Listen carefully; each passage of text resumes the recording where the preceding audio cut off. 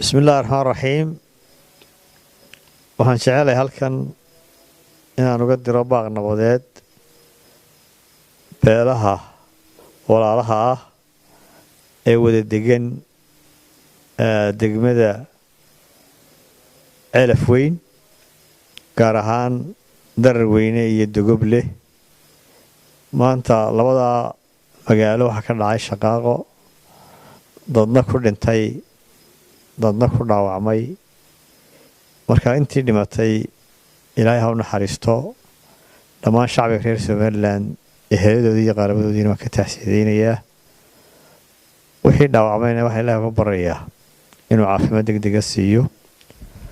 waxaan shacbiga ugu baaqayaa walaalaha ee kala maarmin ee isku deegaanka ah in nabadda la ilaaliyo oo colaadda la joojiyo oo nabadda la xidho. dadka deegaanka, odayaasha, salaadiinta, waxgaradka, dhalinyarada iyo haweenka inta waxaan ugu baaqayaa in laga shaqeeyo in xasiloonida, wada noolaanshaha iyo walaalnimadaba la soo celiyo.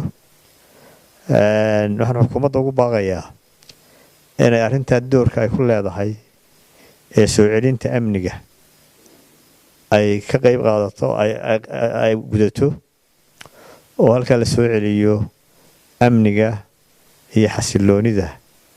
waxa loo baahan yahay in arrimaha ammaanka ama nabadgelyada aan lagaga tagin ceedhin ee arrimaha la dhameeyo oo dadka la walaalaysiiyo, la heshiisiiyo.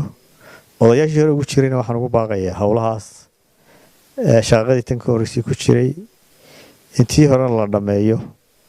tanna qaranka guud ahaan waxaa ku waajiba inaynu u gurmadno arrintaas oo inan gurmadkaas waxba kala hadhin haddii Ilaahay yidhaahdo.